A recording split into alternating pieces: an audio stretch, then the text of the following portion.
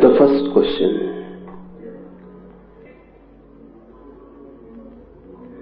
The last technique you discussed yesterday says that when a mood against someone or someone arises, then do not place it on the person in question, but remain centered. But when we experiment this technique with our anger, hatred, etc., we feel that we are suppressing our emotion, and it becomes a suppressed complex. So clarify how to be free from these suppressed complexes while practicing the above technique.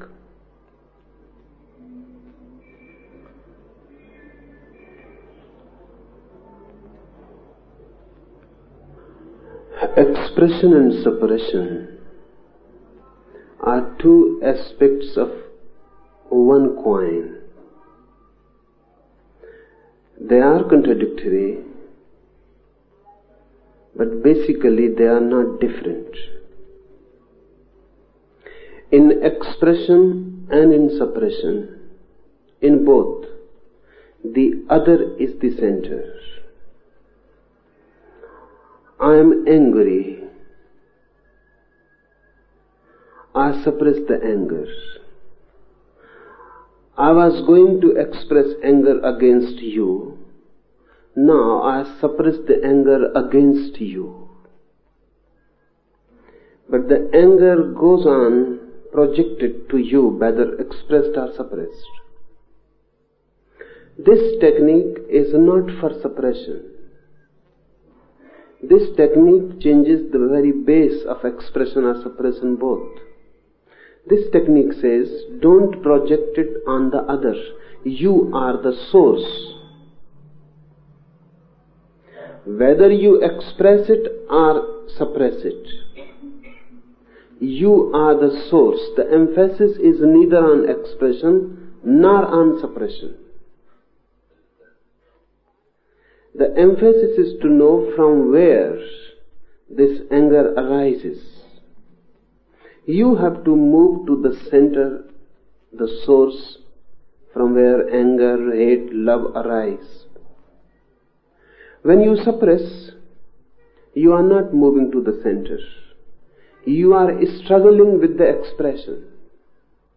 Anger has arisen in me.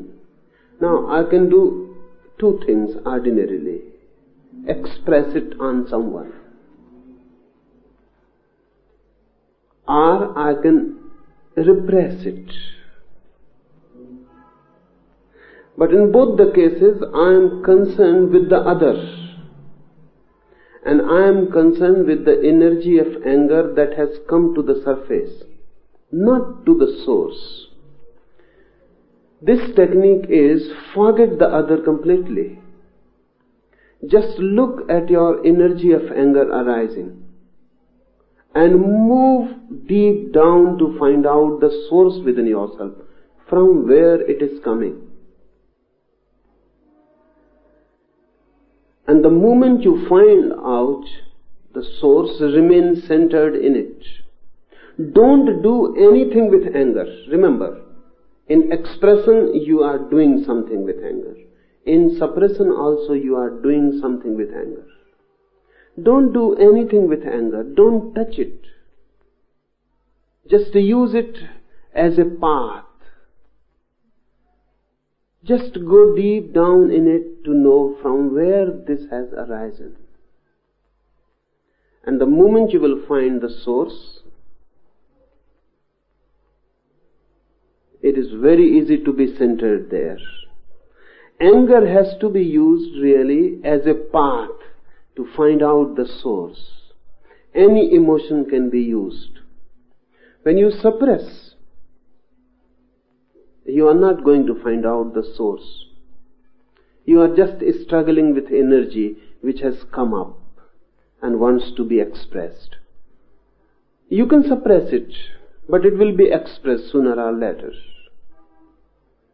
Because the energy that has come up, you cannot struggle with it. It has to be expressed. So you may not express upon A, then you will express upon B or C. Whenever you will find someone who is weaker than you will express the energy. And unless you express it, you will feel burdened and tense and heavy and ill at ease. So it will be expressed. You cannot suppress it continuously.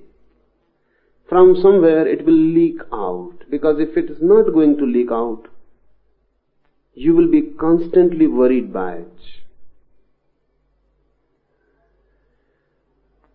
So suppression is really nothing but postponing of expression.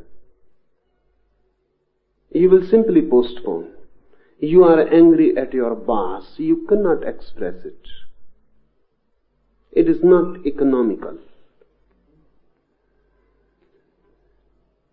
You will have to push it down, just to wait. When you can express it upon your wife or upon your child or somewhere upon your servant. And the moment you reach your home back, you will express it. You will find causes, of course, because man is a rationalizing animal. He will rationalize. He will find out something very trivial. But now, that will become very meaningful. And because you have something to express. Suppression is nothing but postponing. You can postpone for months, for years. And those who know, they say you can postpone for lives also. But it will have to be expressed.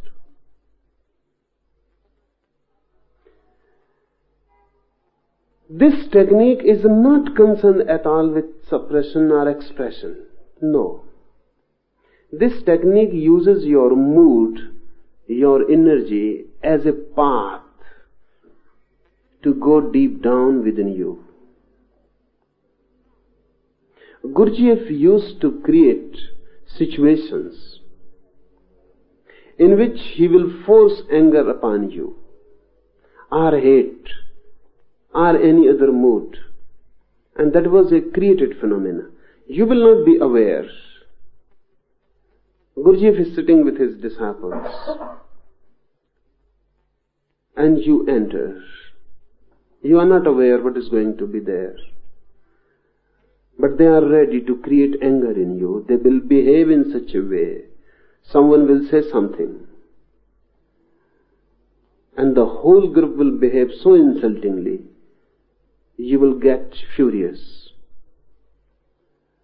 Suddenly anger has come up. You are aflame. And when Gurdjieff will see that now a point has come from where you can go deep down or you can go out. When the peak has come within you and you are just going to explode, then he will say, close your eyes and now be aware of your anger and go back. Only then you will realize that the situation was a created one. No one was interested in insulting you. That was just a drama, a psychodrama. But the anger has arisen. And even if you come to know that it was simply a drama, the energy cannot go suddenly down. It will take time. Now you can move down with the falling energy to the source. This energy will just help you to go down from where it has come. You can connect now the original source. And this is one of the most successful methods of meditation. Create any mood, but there is no need. The whole day moods are there. Use any mood to meditate. You have forgotten the other completely. And you are not suppressing anything. You are just moving down with some energy which has come up Every energy comes from the source. So right now the path is warm, and you can use that path back. And the moment you reach to the original source, the energy will subside in the original source. It is not suppression. The energy has gone back to the original source. And when you become capable of your energy, take energy reuniting with your original source, you have become master of your body, your mind, your energy. You have become master. Now you will not dissipate your energy. Once you can know how the energy falls back with you to the center, there is no need of any suppression. And there is no need of any expression. Right now, you are not angry. I say something, you become angry. From where this energy is coming? A moment before, you were not angry, but the energy was in you.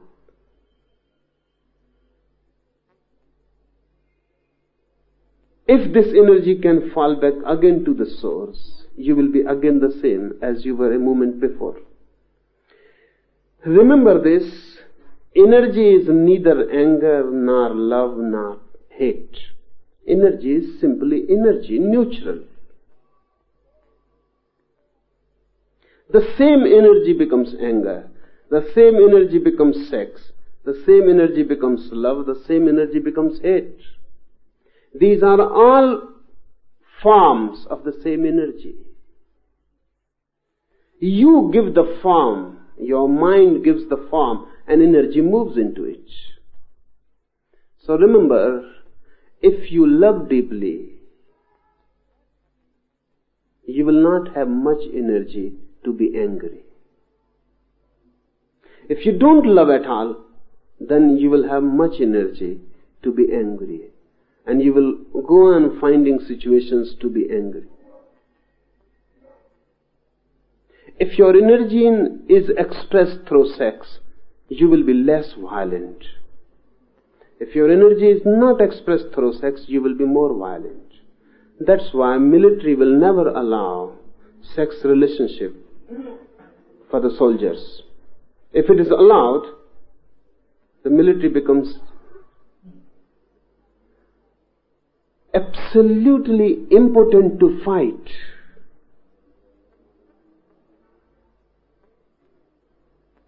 That's why whenever a civilization comes to a peak, it cannot fight. So always, more cultured, more civilized societies are run over and defeated by lesser civilizations. Always. Because a more developed society cares about its individuals' every need, sex is included. So when a society is really established, affluent, everybody's sexual need is fulfilled. When sexual need is fulfilled, you cannot fight. You can fight very easily if sexual need is not fulfilled. So if you want to be a world of peace, more freedom for sex will be needed. If you want a world warring, fighting, then deny sex, suppress sex, create anti-sexual attitudes. This is a very paradoxical thing. The so-called saints and sages go on talking about peace, and they go on talking about anti-sex also. They go on creating anti-sex atmosphere, and at the same time they go on talking that the world needs peace, no wars. That is absurd. And hippies are more correct. Their slogan is right. Make love, don't make war. That's right. If you can make love more, really you cannot make war. That's why the so-called sannyasins who have suppressed sex will be always violent, angry about nothing, just angry, just violent, bubbling to explode. Their whole energy is moving, unexpressed. Unless the energy falls down to the source, no brahmacharya, no real celibacy is possible. You can suppress sex, then it will become violence. If sex energy moves down to the center, you will be just like a child. The child has sex energy more than you, but is still in the source. It has not moved to the body yet. It will move. When the body will be ready and glands will be ready and body will be mature, the energy will move. Why a child looks so innocent? The energy is at the source now. It has not moved.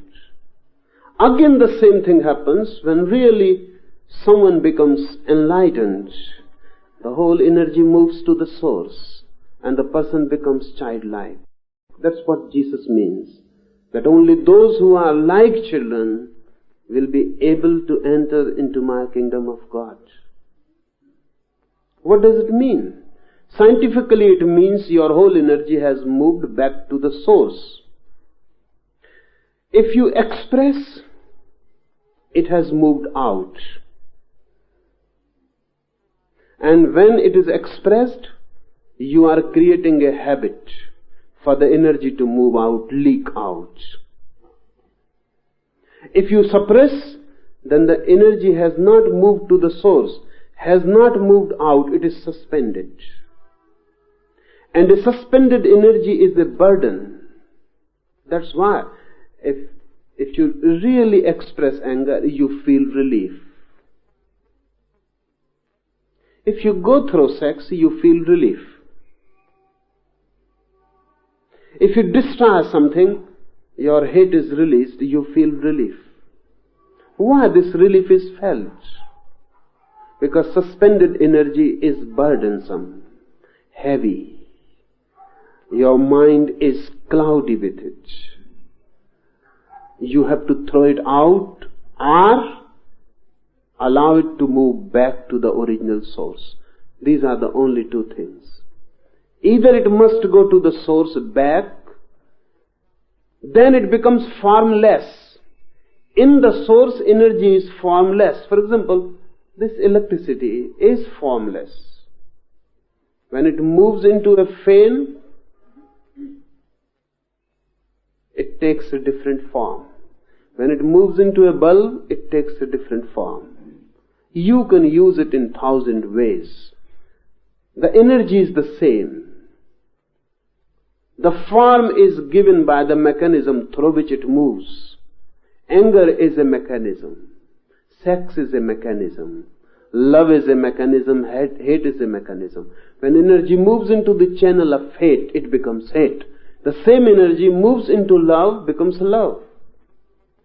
And when it moves into the source, it is formless energy, pure energy. It is neither hate, nor love, nor anger, nor sex. Simple energy. Then it is innocent, because formlessness is absolute innocence. That's why Buddha looks so innocent, childlike. The energy has moved to the source. Don't express, because you are wasting your energy and helping the other also to waste his. Don't repress, suppress, because then you are creating a suspended phenomena which will have to be released. Then what to do? This technique says, don't do anything with the mood itself. You just go back to the source from where the mood is coming. And while mood is hot, the path is clear, visible inside. You can move to it. Use moods for meditations. The result is miraculous, unbelievable. And once you find the key, that this is the way how to pour the energy back to the source, you will have a different quality of personality. Now you will not be dissipating anything. Now it will look stupid. Buddha has said that whenever you are angry against someone, you are punishing yourself for the misdeed of the other. He has insulted you, that is his deed. And you are punishing yourself by being angry. You are dissipating your energy. This is stupid.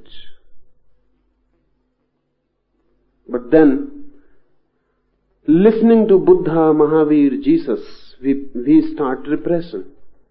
We start suppressing our energy. Then we think it is not good, it is stupid to be angry. So what to do? Suppress the anger, don't be angry. Pull yourself in. Close yourself. Fight with your anger and suppress it. Then you are sitting on something which will explode any moment. You are sitting on a Vesuvius.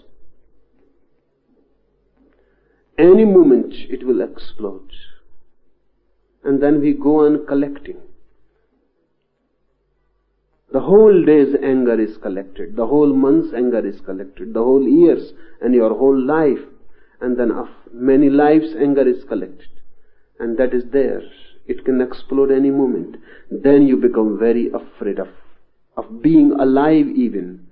Because any moment, anything goes in and you explode. You become afraid. Every moment is an inner struggle. Psychologists say it is better to express than to suppress.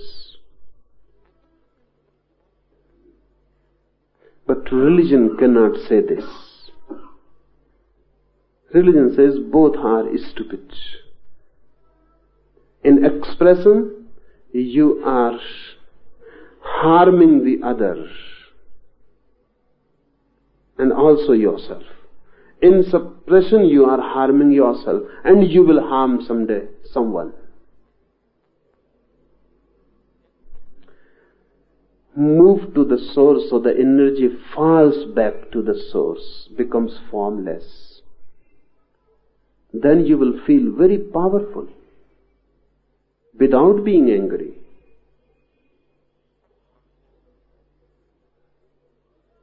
Then you will feel energy, vital energy, alive. You will have an intense life without forms.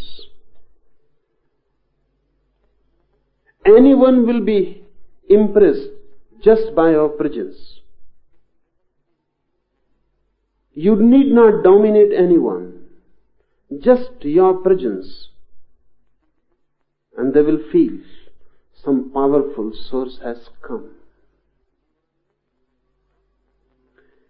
Whenever someone goes to a Buddha or to a Krishna, suddenly your energy feels a change of climate, because such a powerful source.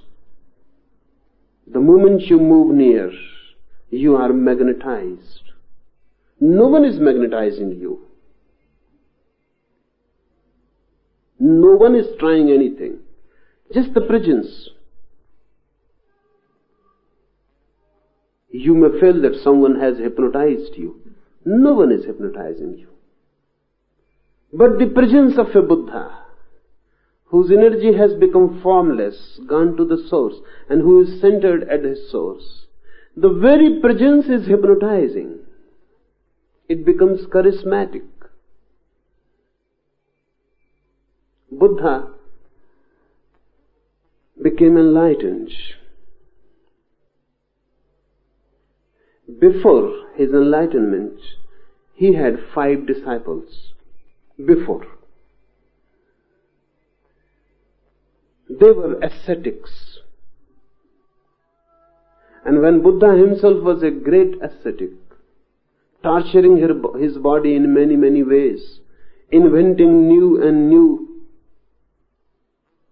sadistic techniques to torture himself, those 5 were his ardent followers. Then Buddha felt this is wholly, absolutely absurd. Just by torturing one's body, one is not going to realize oneself. When he realized this, he left ascetic ways. Those 5 followers left him immediately. They said, "You have fallen down. You are no more an ascetic." They left him. When Buddha became enlightened, the first idea came to his mind about those 5 followers. Once they were his followers, he must go to them. He felt a duty. He must find them and tell them what he has found. So he searched for them, and he traveled from Bihar, Bodh Gaya, to Banaras, just to find them. They were at Sarnath. Buddha never came back to Banaras again. Never came back to Sarnath again. Because he came only for those 5 disciples. He came to Sarnath. It was the evening time. The sun was setting, and those 5 ascetics were sitting on a hillock. They saw Buddha coming. So they said, that fallen Gautam Buddha, that Gautam Siddharth, who has fallen from the path, is coming. We must not pay any respect to him. Not even ordinary respect we should not pay to him. So they closed their eyes. Buddha came near and near, and those 5 ascetics began to feel a change of their mind. They became uneasy. When Buddha just reached near, suddenly all the 5 opened their eyes and fell in the feet of Buddha. Buddha said, "But why are you doing this?" "Because you decided not to give any respect to me. Why you are doing this?" They said, "We are not doing. It is happening." "What have you gained? You have become a magnetic force. We are just being pulled. What are you doing to us? Have you hypnotized us?" Buddha said, "No, I have done nothing to you. But something has happened in me. All the energies have fallen to the source. So wherever I move, suddenly a magnetic force is felt. That's why those who are against Buddha or Mahavir, they go on saying for centuries that man was not good, he was hypnotizing people. No one is hypnotizing. You get hypnotized, that is another thing. When your energy falls back to the original source, you become a magnetic center. This technique is to create this magnetic center in you.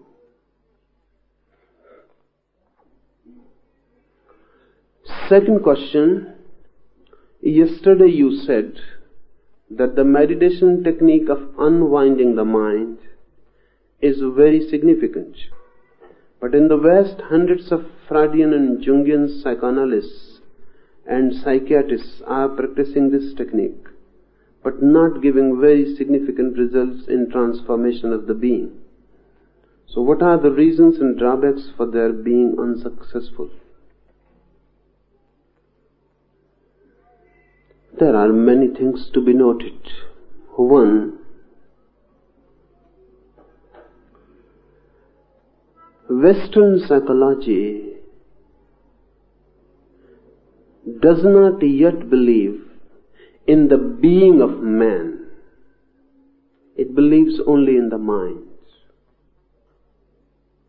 Nothing beyond mind is for Western psychology yet. If nothing beyond mind is, then whatsoever you do is not going to help man really. At the most, it can help man to be normal. At the most, it can help man to be normal. And what is normal? What is normalcy? Just the average. If average man himself is not normal, then being normal means nothing. It simply means you are adjusted with the crowd. So Western psychology is doing only one thing. Whenever someone is maladjusted with the crowd, Western methods make that man again adjusted to the crowd. The crowd is not questioned at all, whether the crowd is okay itself. That is not the question. For Eastern psychology, crowd is not the criterion. Remember this distinction. For Eastern psychology, crowd is not the criterion, society is not the criterion. Society itself is ill. Then what is the criterion? For us, a Buddha is a criterion. Unless you become Buddha-like, you are ill. Not the society. For Western psychology, society is the criterion, because Buddha cannot be a criterion. They don't believe that there is such thing as inner being. If there is no such thing as inner being, then there can be no enlightenment, because that inner being becomes illumined. Then there is enlightenment. So Western psychology is really just therapeutic, just part of medicine.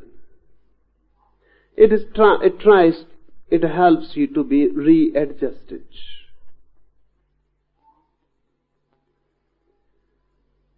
It is not a transcendence.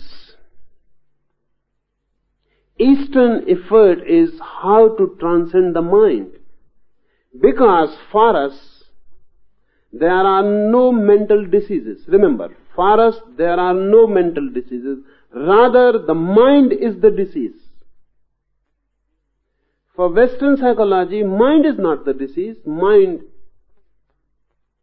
is you. It is not the disease. Mind can be healthy, mind can be ill. For us, mind is the disease. Mind can never be healthy. Unless you go beyond mind, you can never be healthy. You can be ill-adjusted, or you can be ill-unadjusted, but you can never be healthy.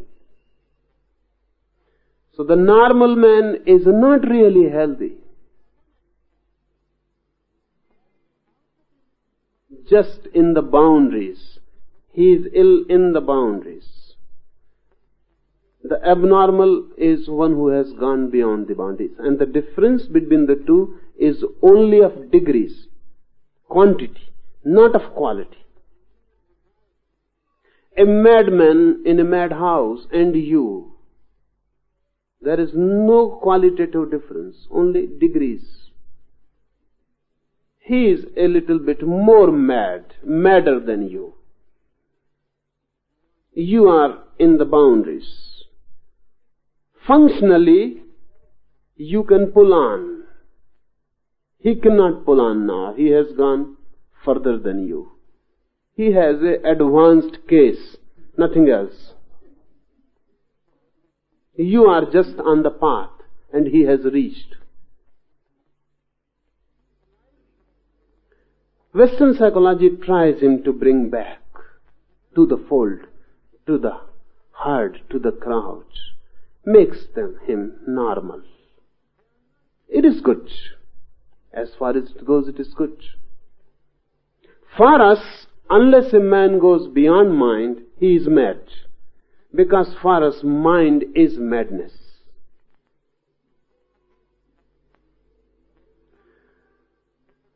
So we are trying to unwind the mind just to know that which is beyond it. They also try unwinding methods just to adjust the mind. But the beyond is not there. And remember this, unless you can go beyond yourself, nothing worth happens. Unless something is beyond you, which you can reach, life is meaningless.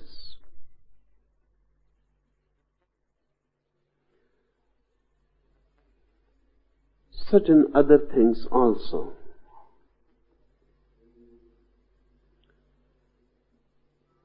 For Freud and other Freudians, man is really such a being that he cannot be happy. The very being is such for them that he cannot be happy. If you are not unhappy, that's all. Remember, if you are not unhappy, be satisfied. Enough. You cannot be happy. Why? Because Freudian psychology says, happiness consists in being instinctual. Happiness consists in being like an animal. That man cannot be. The reason goes on continuously interfering. You can lose your reason and become like an animal, then you can be happy, but then you will not be aware of happiness. This is the paradox for them. If you fall down and become like an animal, you will be happy, but you will not be aware. If you try to be aware, you cannot be happy because you cannot become like animals. And the reason goes on interfering in everything. Men cannot lose reason. And men cannot live also with reason. That's the problem. So you cannot be happy according to Freud. At the most, if you are wise, you can arrange your life in such a way that you will not be unhappy. This is a very negative thing. For Eastern psychology, or metaphysics, or religion, a positive goal exists. You can be happy.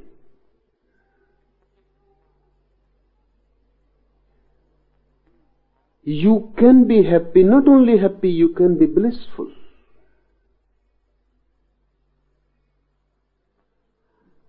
And Eastern psychology says that if you can feel that you are unhappy, that shows your potentiality, your possibility, that you can be happy. Otherwise, you cannot feel being unhappy also. If a man can see darkness, he has eyes. And one who can see darkness can see light. Remember, blind men cannot see darkness. You may have been thinking that blind men live in darkness. Forget it completely. They cannot see darkness. Because even to see darkness, eyes are needed. If you can feel unhappiness, you have eyes. And if you can feel unhappiness, you can feel happiness. Really, if you cannot feel happiness, there is no possibility to feel unhappiness. These are polar opposites. You are capable of being totally happy. But then, mind will not do. Take it in this way. If you fall down and become just a body, you will be happy. Freud also agrees with it. If you fall down, forget your reason completely and become like an animal, just a body, you will be happy, but you will not know it. With the mind, you can know it, but then you cannot be happy, because mind goes on disturbing. Body can be happy, mind goes on disturbing. There is another possibility which East has worked out. If you go beyond, Freud says if you fall down below and become an animal, you will be happy but you will not know it. If you in the mind, you can know it but you cannot be happy. Eastern search says that if you go beyond mind, you will be happy and also aware. That is the third point of beyond. So these are 3 points. Man is in the middle. Below is the animal existence. Go to a forest and look at animals. They may not be aware that they are happy, but you will feel that they are happy. Go to the beach in the morning, or go to a garden in the morning and listen to the singing of the birds. They may not know, but you will feel they are happy. You have never been singing like that. Look deep down in their eyes. They are so unclouded and innocent. They are happy. But you are not happy. Fall down, become a body only. Then you will be happy. Or go beyond and become the spirit. Or become the being, and you will be happy. But in the middle, you will be always tense. Because mind is really not the end, but just a rope stretched between two realities, body and soul. So you are just on the rope like a nut. A rope walker cannot be at ease. Either he must go back, or he must go forward. But he must not remain on the rope. He must get down from the rope. And there are 2 possibilities. If he goes back, or if he goes forward and beyond. Mind is a rope. And to live with the mind is a rope walking. You are bound to be unbalanced, uneasy. Every moment is anxiety, anguish. Mind's life is tension. That's why Western psychology succeeds to make you normal, but fails to make you a self-actualized person. But there are new trends. And they are thinking. And East is penetrating West very deeply. Really, that is East's way to conquer. West conquered East. The way was very grass. East has its own ways of conquering. Very subtle ways, silent ways. Now East is penetrating Western mind deeply. Without any violence, without any visible conflict, East is penetrating West very deeply. And sooner or later, Western psychology will have to evolve concepts about transcending, how to transcend the mind. Unwinding can be helpful in both the ways. If you are just trying to create a normal mind, unwinding will be helpful. But then, your goal is not transcendence. But if your goal is transcendence, then too unwinding can be helpful. All these techniques can be used for ordinary mental peace also. And all these techniques can be used for a real silence, which is not of the mind. There are two types of silence, one of mind, when mind is silent, and another silence when mind is no more. That silence when mind is no more is altogether different from mental peace. Mind is there, only not very much mad. The madness is slowed down, that's all. Western psychology must become metaphysics only then. It must become a philosophy also. And ultimately it must become religion. Only then man can be helped to transcend. Third question.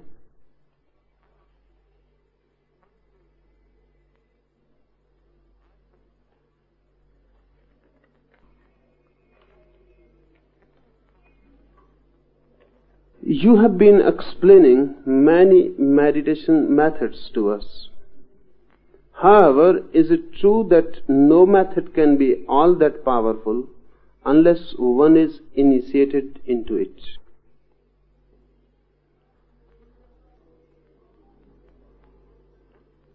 A method becomes qualitatively different when you are initiated into it. I am talking about the methods. You can use them. Once you know the scientific background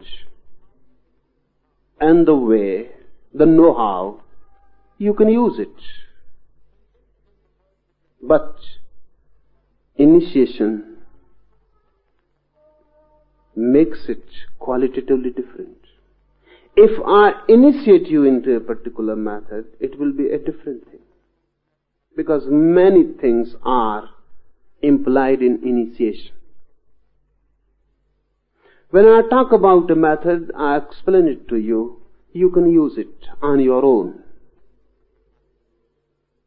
The method is explained to you, but whether it will suit you or not, how it will work upon you, what type of person you are, is not discussed. It is not possible.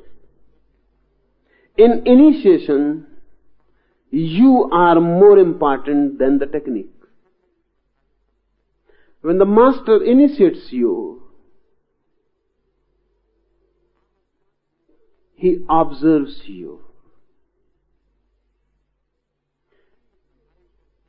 He finds out your type. He finds out how much you have worked through your past lives, where you are right at this moment, at what center you are functioning right now. And then he decides about the method. He chooses the method. It is an individual approach. Method is not important. You are important. You are being studied and observed and analyzed. Your past lives, your consciousness, your mind, your body, they are dissected. You are felt deeply where you are. Because the journey begins from that point where you are just now. Any method will not do. Then he chooses a particular method for you. And if he feels that this particular method has to be changed for you, minute alterations or some additions, he adds, he deletes, he makes the method for you, and then he gives the initiation. Then he gives the method to you. That's why it is insisted that whenever you are initiated in a method, you are not to talk about it. It has to be secret, because it is individual. If you say it to someone else, it may not be helpful, or even it may be harmful. It has to be kept secret. Unless you achieve, and your master says, now you can initiate others, it has not to be talked about at all. Not uttered. Not even to your husband or your wife or your friend. No, it is absolutely secret, because it is dangerous. It is very powerful. It has been chosen and made for you. It will work for you. It is not for any other individual in the world. Really, each individual is so unique that he needs a different method. And a slight difference, and the method can become suitable for you. What I am talking, these 112 methods, they are generalized methods. 112 generalized methods. All the methods which have been used. This is a general form, so that you become acquainted. You can try. If something suits for you, you can go on. But this is not initiation into the methods. Initiation is a personal, individual affair between the master and the disciple. It is a secret transmission. Then, not only this, many other things are implied in initiation. Then the master chooses a right moment for you, when he will give the method to you, so that it goes deep in the unconscious. While I am talking, your conscious mind is listening to it. You will forget. When I have talked about 112 methods, you cannot even rename them again. 112. You will forget many completely. You will be able to remember few, and then you will be mixed and confused. What is what, you will not know. Master has to choose a right moment when your unconscious is open, and then he gives you the method. It goes deep down into the unconscious. So many times initiation is given in sleep, not when you are conscious. Many times initiation is given to you in deep hypnotic trance, when your conscious mind is completely asleep and your unconscious mind is open. That's why surrender is so much needed in initiation. Unless you surrender, initiation cannot be given. Because unless you surrender, your conscious mind is always alert and on watch. When you surrender, your conscious mind now can be relieved of its duty, and your unconscious mind can come directly in contact with the Master. right movement has to be chosen. And then you have to be prepared for initiation. It may take months to prepare you. Then right food, right sleep, everything has to come to a tranquil point. Only then you can be initiated. So initiation is a long process, individual process. Unless someone is ready to surrender totally, initiation is not possible. So I am not initiating you into these methods. I am just making you acquainted with these methods. If someone feels that some method hits him deep,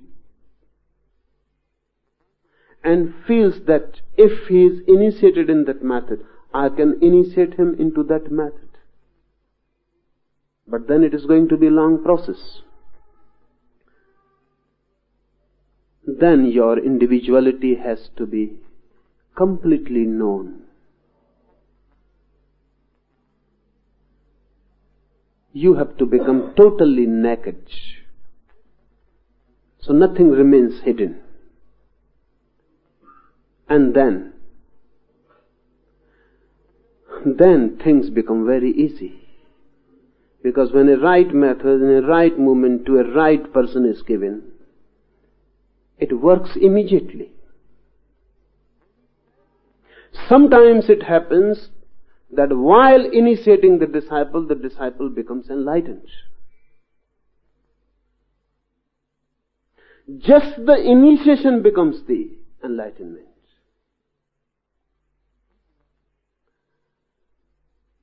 Then method becomes alive when given by a master privately, individually.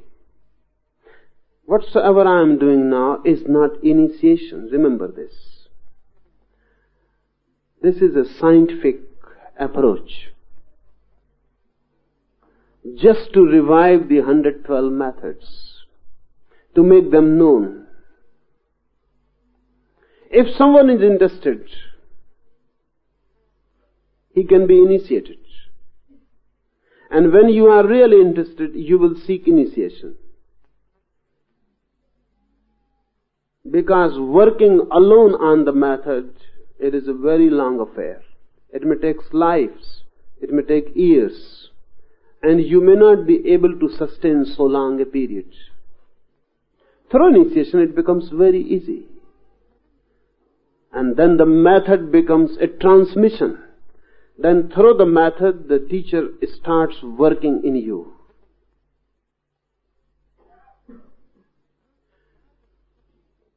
Initiation is a live relationship with the master. And a live relationship, of course, goes deep, changes you and transforms you.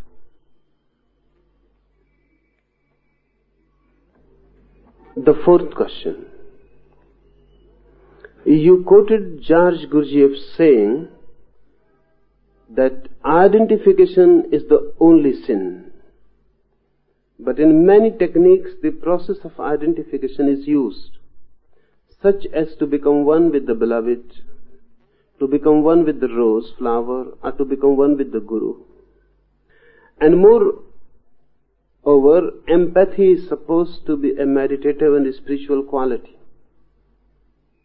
So the above saying of Gurdjieff seems to be partially true and useful only for certain techniques. No, it is not partially true. It is totally true. But then you will have to understand, identification is unconscious. And when you use identification in a meditative technique, it is conscious. For example, your name is Ram.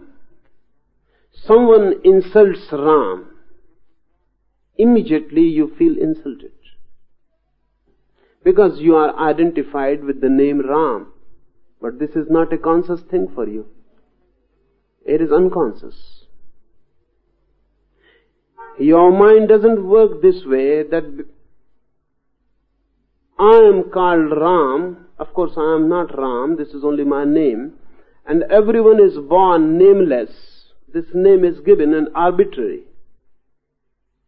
This man is insulting my arbitrary name. So, am I to be angry or not? You never reason it out this way. If you reason it out this way, you will not be angry at all. But suddenly someone insults Ram and you are insulted. And this is just an arbitrary name. This identification is unconscious. It is not conscious. When you are identifying with a rose, it is a conscious effort. You are not identified with the rose. You are trying to identify yourself with the rose. You are trying to forget yourself. You are trying to become one with the rose. You are deeply conscious, aware of the whole process. You are doing it. Even if identification is done consciously, it becomes a meditation. And even if you do a certain technique of meditation unconsciously, it is not meditation. Remember, you go on doing your prayer every morning or every night, unconsciously, just as a routine affair. While doing, you are not conscious at all what you are doing. What words you are saying in prayer, you are not conscious at all. You just repeat them like a parrot. This is not meditation. And if you are taking your bath consciously, it is a meditation. So remember this, whenever, whatsoever you are doing consciously, alert, fully aware, it becomes meditation. Even if you kill someone, consciously, fully conscious, it is meditative. That's what Krishna was saying to Arjuna. That don't be afraid. Don't be afraid. Kill, murder, fully conscious, fully knowing that no one is murdered and no one is killed. Arjuna can kill his enemies very easily, unconsciously. He will go mad in rage and he will kill. That's easy. But Krishna is saying, be alert. Be fully conscious. Just become the instrument of divine hands. And know well that no one is killed, no one can be killed. The inner being is eternal, immortal. So you are only destroying forms, not that which is behind the form. So destroy the forms. If Arjuna can be so meditatively aware, then there is no violence, no one is killed, no sin is committed. I will tell you one anecdote in Nagarjuna's life. Nagarjuna was one of the great masters India has produced, of the category of Buddha and Mahavir and Krishna. And Nagarjuna was a rare genius. Really, intellectually, in the whole world, there is no comparison. Intellectually. Such a keen and penetrating intellect. It rarely happens. He was passing through a city, a capital city. He always remained naked. The queen of that kingdom was a believer, a follower, and a lover of Nagarjuna, a devotee. When Nagarjuna came to the palace to ask for food, he had one wooden begging bowl. The queen said, "Give this begging bowl to me. I will cherish it as a gift. And I have another made for you. You can take that." So Nagarjuna said, "Okay." The other one was golden, and many precious stones were used in it.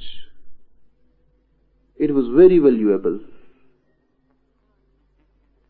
Nagarjuna didn't say anything.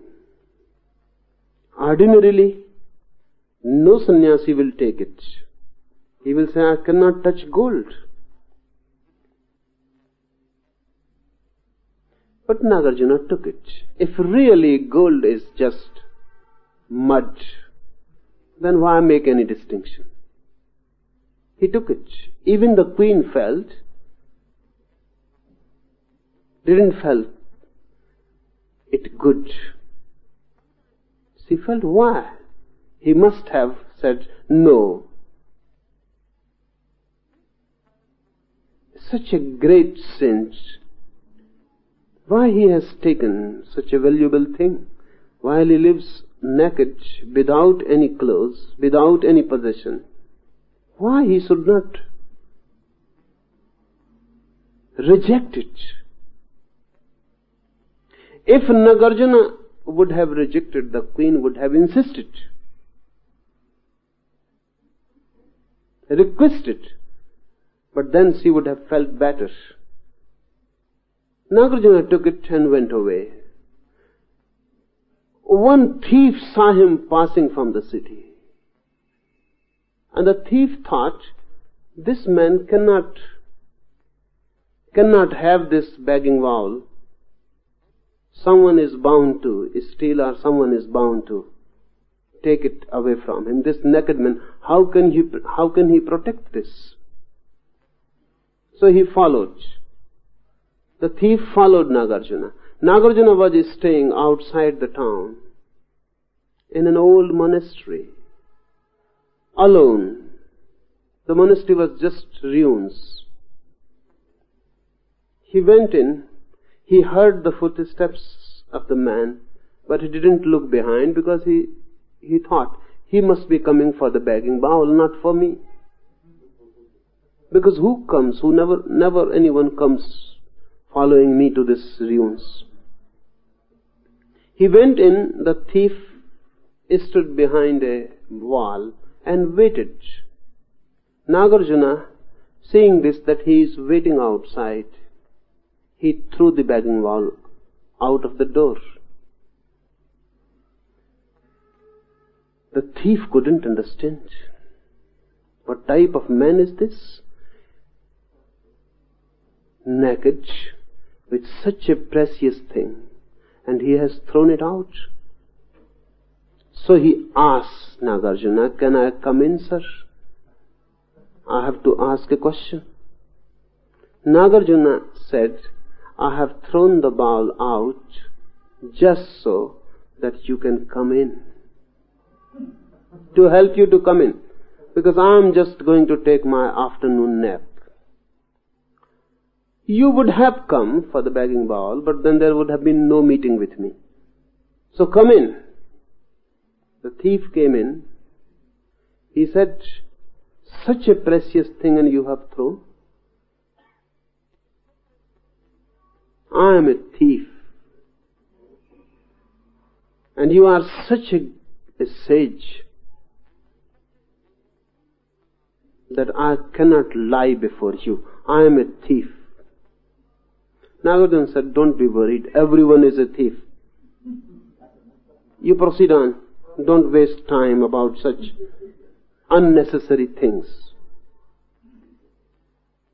The thief said that sometimes looking at persons like you, my mind also longs how this state can be attained.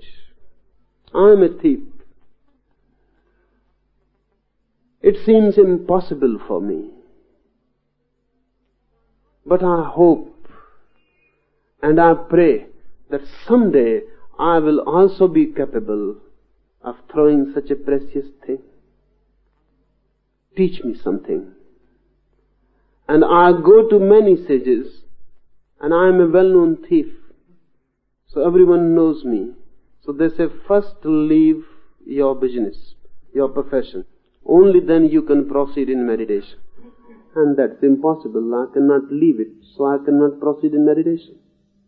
Nagarjuna said, if someone says that first leave theft and then proceed in meditation, then he doesn't know meditation at all. Because how meditation is related with theft? There is no relationship. So you go on doing whatsoever you are doing. I give you a technique. You practice this. The thief said, no, it seems we can go together. So I can go on doing my profession. So what is the technique? Tell me immediately. So Nagarjuna said, you just remain aware. When you go to steal something, just be fully conscious and aware. When you are breaking some house, be fully conscious. When you are breaking a treasury, be fully conscious. When you are taking something out of the treasury, be fully conscious. Do it consciously. Whatsoever you do, it is no concern of mine. And come after 15 days. But don't come if you don't practice. Practice 15 days. Go on doing whatsoever you are doing, but do it fully consciously.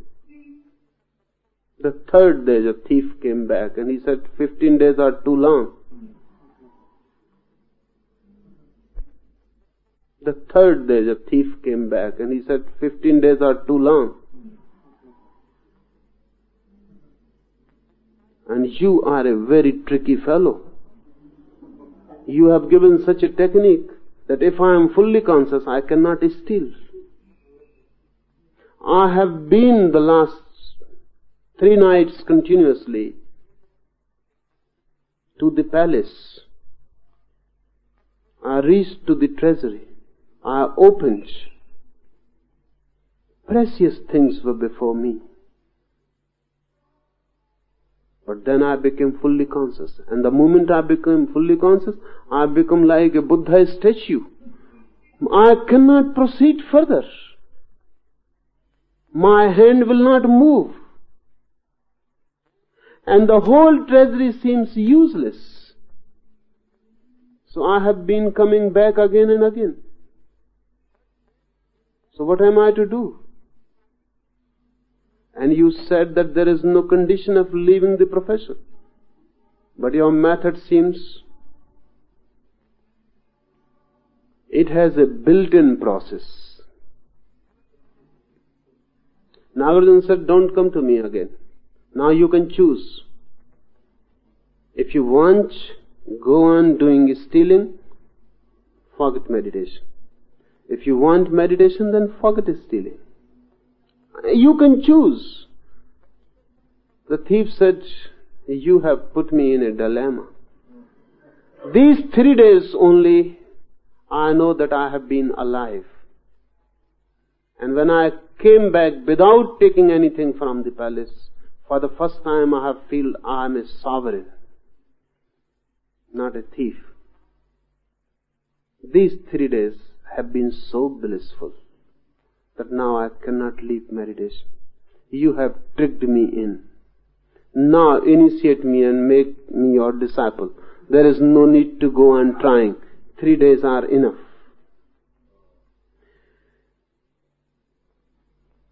Whatsoever may be the object, if you are conscious, it becomes meditation.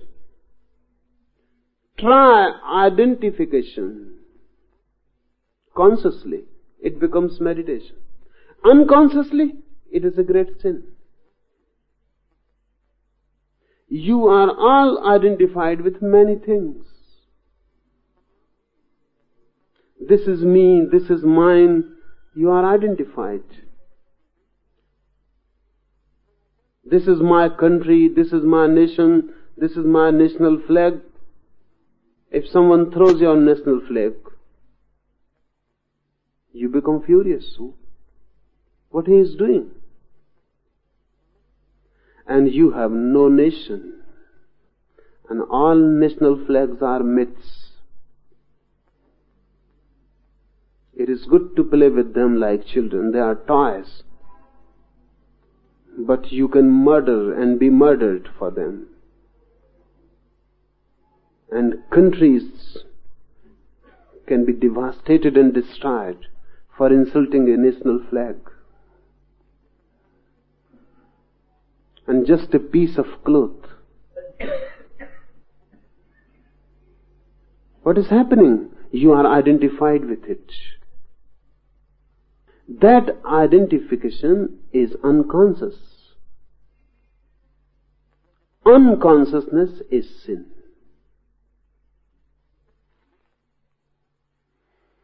Enough for today.